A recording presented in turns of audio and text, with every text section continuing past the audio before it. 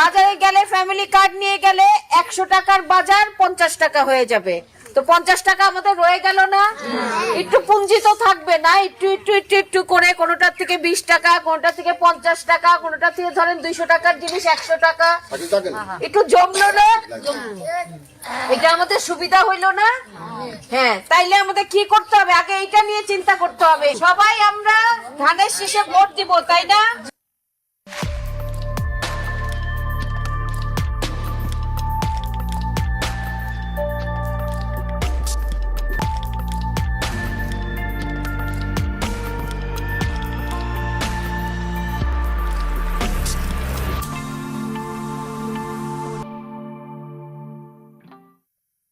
দেখি যাও family card মানে বাজারে গিয়ে বাজার সদাই করলে 50% ডিসকাউন্ট পাওয়া যাবে। মাশাল্লাহ, আলহামদুলিল্লাহ।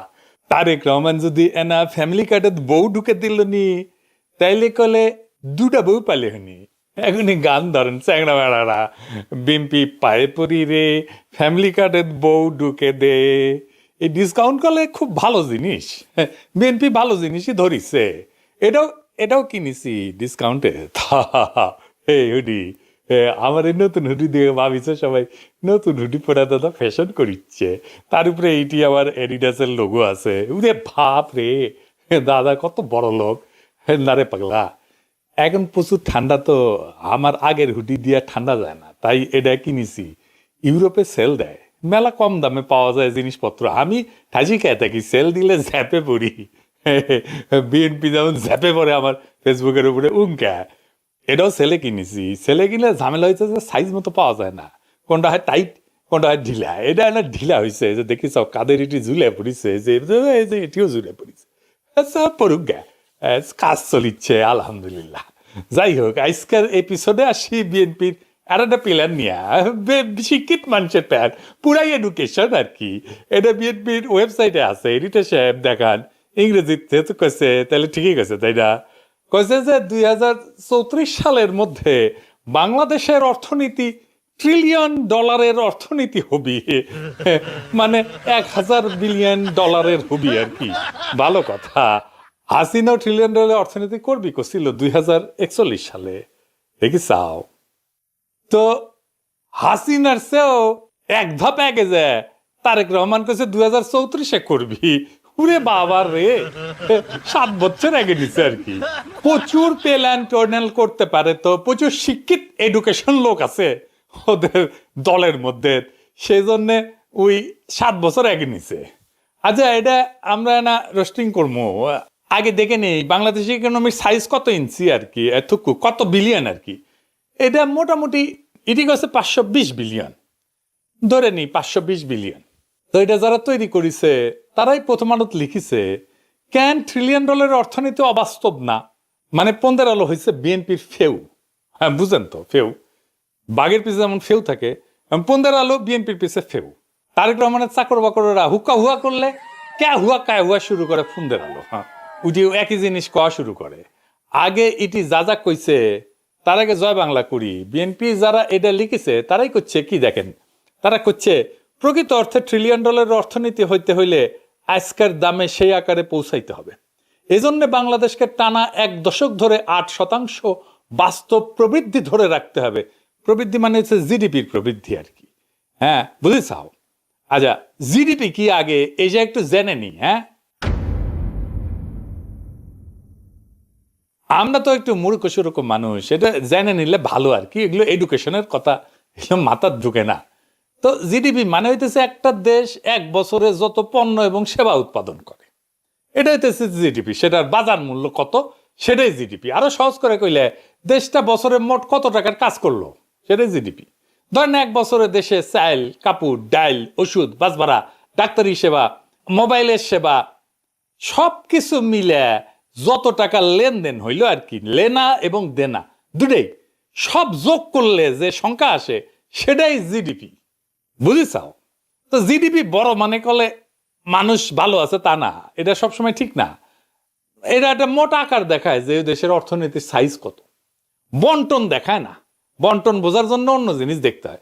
তারপরেও জিডিপি দেশের অর্থনীতির একটা সূচক, এটা মানতেই হবে।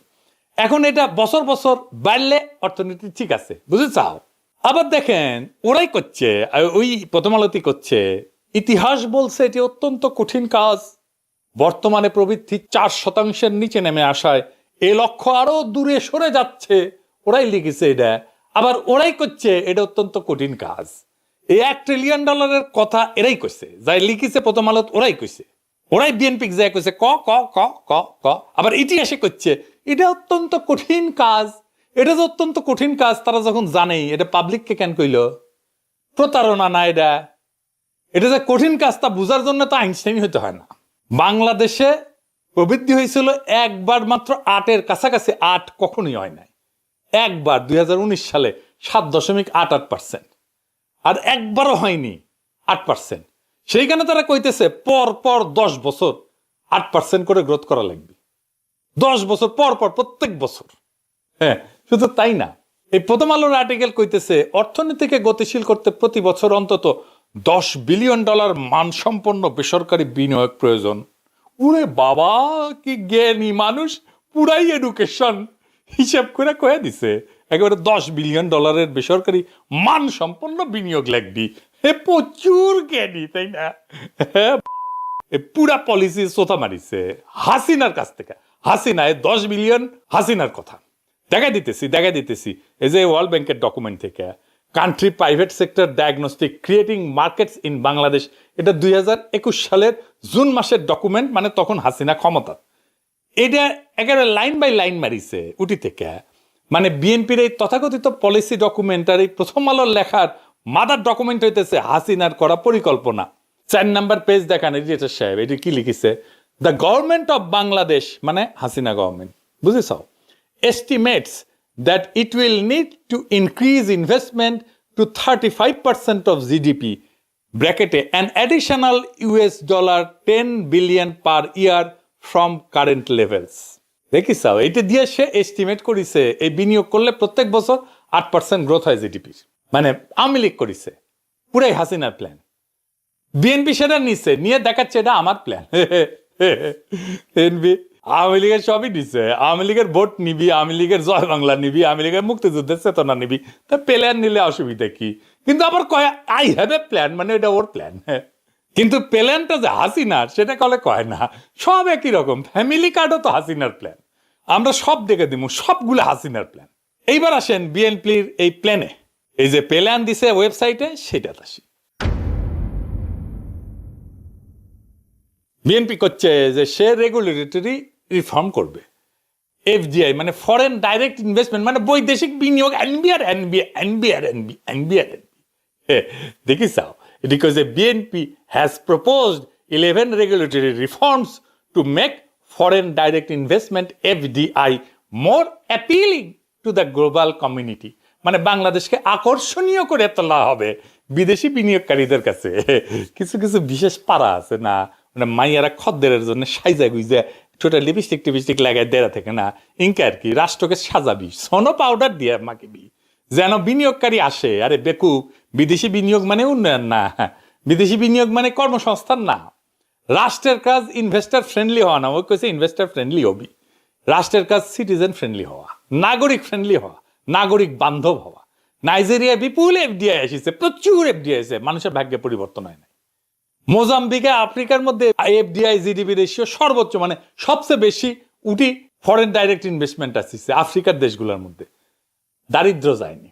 বিএনপি বাংলাদেশের উন্নয়নের জন্য ম্যাজিক বুলেট বানিয়েছে বিদেশি বিনিয়োগ। এফডিআই বাড়লে গ্রোথ নাও আসতে পারে, ইকোনমিক্স অত সোজা না, এটা আই হ্যাভ এ প্ল্যান না। বিএনপি বৈদেশিক বিনিয়োগকে অর্থনৈতিক সমস্যার সমাধান হিসেবে দেখিচ্ছে। বাস্তবে বৈদেশিক বিনিয়োগ হইলে শক্তিশালী অর্থনীতির উপসর্গ। বৈদেশিক বিনিয়োগ বাড়ানো কোনো নীতি না, এটা নীতির ফলাফল। ইকোনমি ভালো থাকলে বৈদেশিক বিনিয়োগ আসে। এরা বিন্দু মাত্র হোমওয়ার্ক করে না, চমকপ্রদ কথাবার্তা বলবে, কিন্তু এদের নিজেদের তৈরি পলিসি ডকুমেন্ট নিয়ে বসে দেখবেন যে আদৌ তারা সমস্যাটা ধরতেই পারেনি। আর বৈদেশিক বিনিয়োগ করতে চাইলে আমরা করতে দেব যে কোনো সেক্টরে, না দেব না তো। এখন আমার ক্ষুদ্র ভ্রাতার ভগ্নীরা কইতে পারে একবার কোন বৈদেশিক বিনিয়োগ নিবেন, আবার বলেন করতে দিবেন না, সেটা কেন? আপনি কেন সব জায়গায় নিবেন না বৈদেশিক বিনিয়োগ?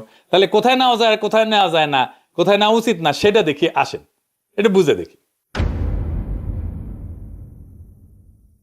স্ট্র্যাটেজিক সেক্টর যেটা একটা দেশের না, ওইখানে বৈদেশিক বিনিয়োগ ঝুঁকিপূর্ণ, ওইটা খুব চিন্তা ভাবনা করে নিতে হয়, অনেক সময় না নেওয়াটাই ভালো।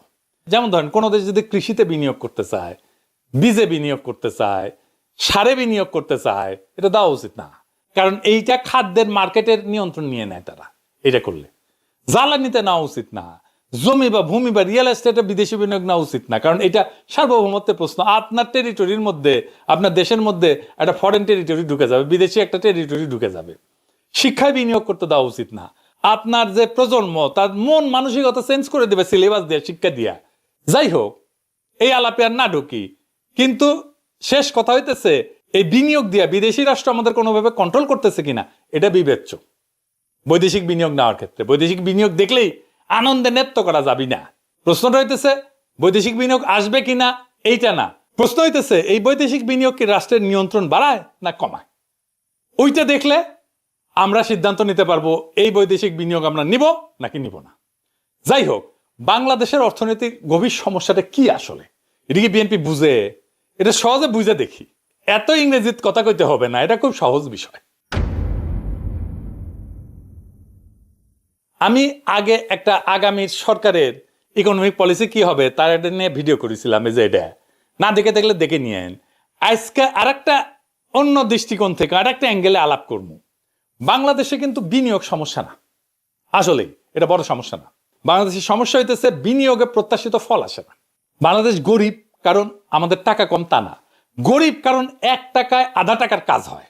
ধরেন আপনার সিঙ্গারা বানানোর একটা দোকান আছে, আপনি 100 টাকার মাল সামাল কিনলে 250 টাকার সিঙ্গারা বানায় বেচতে পারেন। এখন আপনি আরো 100 টাকা ইনভেস্ট করলেন, আপনি দেখলেন যে এখন 150 টাকার সিঙ্গারা বানাইতেছেন, আগে 250 টাকার সিঙ্গারা বানাইতেন। তাহলে ইনভেস্টমেন্টে লাভ হইলো না ক্ষতি হইলো? হইলো না তো। বাংলাদেশের বিনিয়োগে একই অবস্থা। অন্যান্য দেশে বিনিয়োগ করলে যেই রিটার্ন আসে, বাংলাদেশে তা আসে না। মানে আপনি চুলকান কিন্তু আরাম পান না। অন্যের গাড়ি 1 লিটার তেলে 15 কিলোমিটার যায়, আর আপনার গাড়ি যায় 7 কিলোমিটার। তাইলে বাংলাদেশে কেন ইনভেস্ট করবে কেউ? কার ঠেকা পড়িছে? এইটারে একাডেমিক ভাষায় বলে ICOR, আয়কর। এটা মানে কি? এটা মানে হইতেছে ইনক্রিমেন্টাল ক্যাপিটাল আউটপুট রেশিও। সহজ ভাষায় এটা একটু বুঝে দেখি। মানে ধরেন অতিরিক্ত 1 ইউনিট অর্থনৈতিক আউটপুট তৈরি করতে অতিরিক্ত কত ইউনিট বিনিয়োগ করা দরকার, এইটারে ইনভেস্টমেন্ট এফিসিয়েন্সি বলা হয়। বাংলাদেশের ইনভেস্টমেন্ট এফিসিয়েন্সি বা আয়কর, এটা কত জানেন? আয়কর না কলে জানেন 4.27। মানে হইল বাংলাদেশে অতিরিক্ত 1 ইউনিট বা 1% অর্থনৈতিক প্রবৃদ্ধি করতে প্রায় 4.27 ইউনিট বা 4.27% জিডিপির বিনিয়োগ করতে হয়। একটা বাস্তব উদাহরণ দিই, শতাংশ দিয়ে ধরি।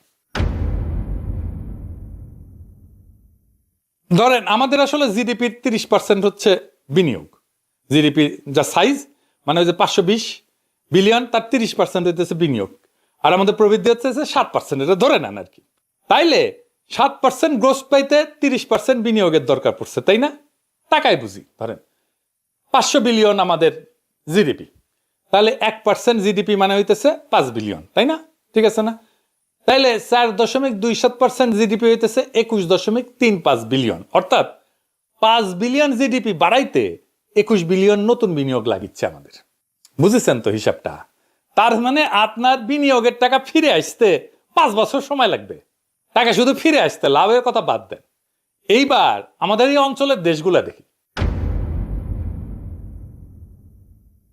বাংলাদেশ তো দেখলেন যে 4.27, তার মানে 10 বিলিয়ন বিনিয়োগে জিডিপি বৃদ্ধি হয় 2.4 বিলিয়ন। ইন্দোনেশিয়ার এর আয়করটা হচ্ছে, ICORটা হচ্ছে 3.5। এখানে 10 বিলিয়ন যদি বিনিয়োগ করেন তাহলে জিডিপি বৃদ্ধি হবে 2.9 বিলিয়ন। মালয়েশিয়া, এটার আয়কর হচ্ছে 3, এখানে 10 বিলিয়ন যদি কেউ বিনিয়োগ করে তাহলে জিডিপি বৃদ্ধি হবে 3.3 বিলিয়ন। ভিয়েতনামে আয়কর হচ্ছে 3, এখানেও 10 বিলিয়ন কেউ বিয়োগ করলে জিডিপি বৃদ্ধি হবে 3.3 বিলিয়ন। সিঙ্গাপুর আয়কর হচ্ছে 2.5, এটা যত কমবে আয়কর তত এটা এফিশিয়েন্ট। এখানে 10 বিলিয়ন বিনিয়োগ করলে জিডিপি বৃদ্ধি হবে 4 বিলিয়ন। এই সংখ্যাগুলোর অর্থ কি? একই 10 বিলিয়ন টাকায় সিঙ্গাপুরে বাংলাদেশের চেয়ে প্রায় 70% বেশি জিডিপি তৈরি করতে পারবে, প্রোডাক্ট তৈরি করতে পারবে, সার্ভিস তৈরি করতে পারবে। মালয়েশিয়া, ভিয়েতনাম 40%-এর বেশি জিডিপি তৈরি করতে পারবে। তাই সমস্যার টাকা কম না, সমস্যার টাকায় কাজ কম হয়। এই আয়করটা কোনো অর্থনৈতিক সমস্যা না, এটা রাষ্ট্রের আয়করটা রাষ্ট্রের সক্ষমতার একটা রিপোর্ট কার্ড। এই জন্যই এফডিআই আসে না বাংলাদেশে। আপনি বিনিয়োগকারী হইলে সিঙ্গাপুরে বিনিয়োগ করতেন, তাই না? তাই করতেন না? তাহলে বিনিয়োগ কুণ্ডে করা লাগবে, করা যায়, এটা বুঝতে পারছি আমার ক্ষুদ্র ভ্রাতার ভগিনীরা। দেখি যাও হাসি বেড়েছে। বাংলাদেশে এফডিআই কম আসে কারণ এখানে বিনিয়োগের মাইলেজ খারাপ। এফডিআই কোনো আইন খুঁজে না, আউটপুট খুঁজে। যতদিন আয়কর না কমানো যাবে ততদিন এফডিআই বাড়ানোর কথাটা স্লোগানই থাকবে। আয়কর কমান, জিডিপি বাড়বে, এফডিআই আসবে।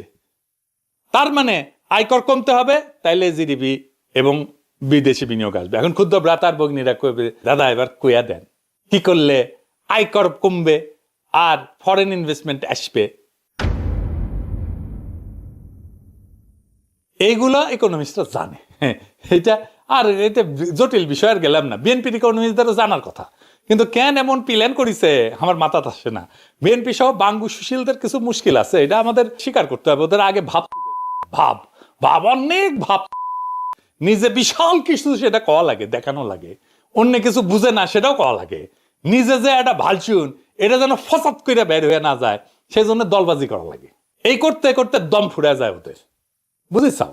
এই জন্যই $1 ট্রিলিয়ন ইকোনমি বললেও ও জীবনে করতে পারবে না। লিখে রাখতে পারেন, কান কেটে কুত্তায় খেলাবে ওই যদি 2034-এর মধ্যে $1 ট্রিলিয়ন ইকোনমি করতে পারে। বিএনপি পারবে না, অন্য কেউ পারতে পারে। এই জন্য এফডিআই কে ডাক দিলেও আসে না, খোকন ডাক পারি। ওইরকম এফডিআই ডাক পারি। এফডিআই গেছে কার বাড়ি? আয়রে এফডিআই ঘরে আয়, দুধ মাখা ভাত কাকে খায়? ওই কাকে খেয়ে যায়, ওই এফডিআই আর আসবি না। এই জন্যই বিনিয়োগ ঢাললেও মানুষের জীবনে কিছু বদলায় না। আপনি 1 টাকায় আধা টাকার কাজ করেন, তাহলে 10 টাকা আনলেও আপনি গরিবই থাকবেন। এটা কোনো বিদেশি ষড়যন্ত্র না, এটা অঙ্ক। বাংলাদেশে বিনিয়োগ ব্যর্থ হয় কারণ সময় নষ্ট হয়, দুর্নীতিতে খায়, সিদ্ধান্ত ঝুলে থাকে, শক্তি নষ্ট হয়। এটার নামে হইতেছে ইনভেস্টমেন্ট ইনএফিসিয়েন্সি। এটার নাম রাষ্ট্রের অপদার্থতা। আর যতদিনই অপদার্থতা থাকবে ততদিন এফডিআই স্লোগানই থাকবে, $1 ট্রিলিয়ন স্বপ্নই থাকবে, আর জনগণ লাইনে দাঁড়ায় থাকবে। রাষ্ট্রের কাজ বিদেশিকে খুশি করা না, রাষ্ট্রের কাজ নিজের নাগরিককে কার্যকর করা। আগে ওরা 1 টাকার কাজ 2 টাকায় করতে শিখুক, কেমনে 1 টাকা দিয়ে 2 টাকার কাজ আদায় করতে হয় সেটা আগে শিখুক, তারপরে 10 টাকা আসবে, নিজের পায়ে হেঁটে হেঁটে আসবে, দেখতে হবে না। প্রস্তাব খুব সিম্পল, বৈদেশিক বিনিয়োগ আনবো পরে, আগে আয়কর কমাবো, আয়কর এফিসিয়েন্সি বাড়াবো, ইনভেস্টমেন্ট এফিসিয়েন্সি বাড়াবো, আগে রাষ্ট্রকে কার্যকর করব, আগে নাগরিকের টাকায় নাগরিকের ফল আনবো। এটাই উন্নয়ন, বাকিটা স্লোগান। বাংলাদেশে আর একটা ডলার আনার আগে আমরা $1 কাজ $2 করব, এটাই আসল সংস্কার। আগামীর জনগণের সরকার এই পথে হাঁটবে ইনশাল্লাহ। এখন আমাদের কাজ ভোট দিয়া সেই নেতা নির্বাচন করা যারা এই জরুরি সংস্কার কাজটা করবে আর বুঝবে, বুঝে অর্থনীতি যারা বুঝে, ইকোনমিক্স যারা বুঝে, যারা জনগণ বুঝে, যারা দেশের স্বার্থ বুঝে। ভালসুন না, আপনি সঠিক নেতা নির্বাচন করেন, বাকি কাজ চালায়া হয়ে যাবে। আজাদি জিন্দাবাদ, ইনকিলাব জিন্দাবাদ।